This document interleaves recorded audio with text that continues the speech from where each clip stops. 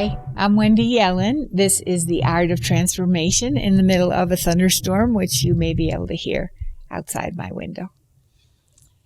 Today I want to talk about social anxiety and ways that I understand that ways that might be operating underneath, and also some thoughts about what could be helpful for you.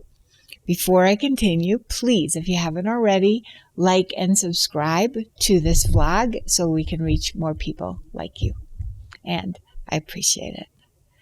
So, social anxiety. At first, when I was thinking about this topic, I was thinking, well, there's so many reasons for social anxiety. And so let me list a few of the ones that come to my mind. One has to do with if you're more of an introvert or if you're highly sensitive, and being social isn't so much fun. And in fact, it maybe takes a lot out of you. So what some people may think, oh yeah, sure, let's party hardy. But for some people, this is not a fun thing, and being out with people is more draining and requires you to come back and take care of yourself. After you've gone to the party, then you have to come home and take care of yourself if you can even make it to the party. So that's kind of one kind of what people might call social anxiety, but the way I see it, it's that you're made differently than the more social people, and so it feels like something's wrong with you, but actually it's just you're more internal and you need to take that extra care in order to be recharged, because it takes a lot out of you.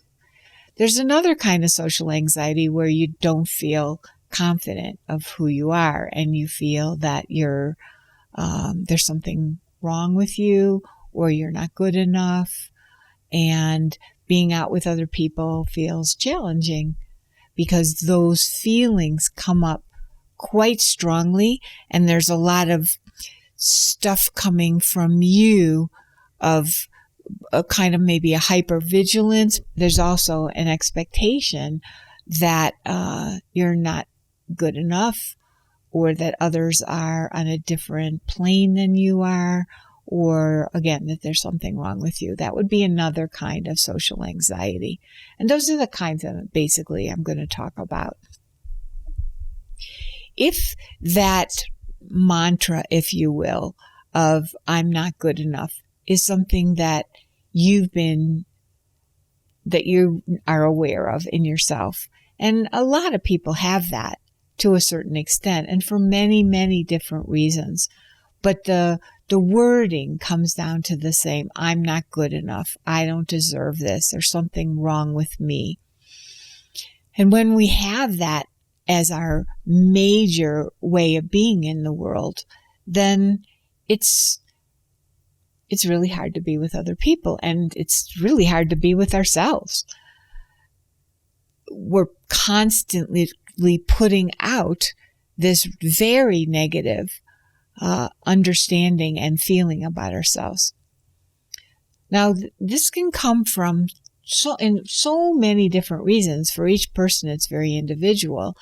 It could be that something happened in your family where there was a loss, perhaps, and your existence wasn't enough to offset the loss in the family, or at least that's how it felt to you, and therefore you weren't good enough. You weren't enough. You weren't beautiful enough, or vivacious enough, or fun enough, or smart enough to overcome the sadness in the family. And so then there's this lingering, very destructive feeling of I'm not good enough. I couldn't make that difference for the people that I love. What's wrong with me? That's one way. There's another kind of I'm not good enough where the person overcompensates for the feeling that they're not good enough. So they maybe have straight A's all the time. And if what you're doing isn't perfect, you feel so like you're so little and you feel so not enough. Or you had something happen where if you're not, and you're compensating in the family, and you're compensating for it by being the smartest, being the most beautiful, being the most competitive, being the one that gets things done the fastest or the best. But it's a pressure on you to continue to be the best of. And it is, again, compensating for how you actually feel inside. And so that person, no matter what anyone says to you about what a great job you're doing, you never feel like it's good enough. Because what you're really compensating for is, and what you're really doing is not in the here and now, but compensating for and perhaps not feeling fully all that happened to you before. So that's another way. I know sometimes in a family, different children will respond differently. Some will not only meet the challenge, but be that A+, I'm the best person. Others might do drugs. Others might kind of disappear and want nobody ever to notice them or look at them. So there's all kinds of ways that kind of early trauma can affect how you respond and can create social anxiety, which in the way I'm talking about it today isn't simply a social anxiety. It has to do with how we perceive ourselves in the world. So I wanted to give you some food for thought because I think it's a bigger picture than just social anxiety. I think there's a lot more going on.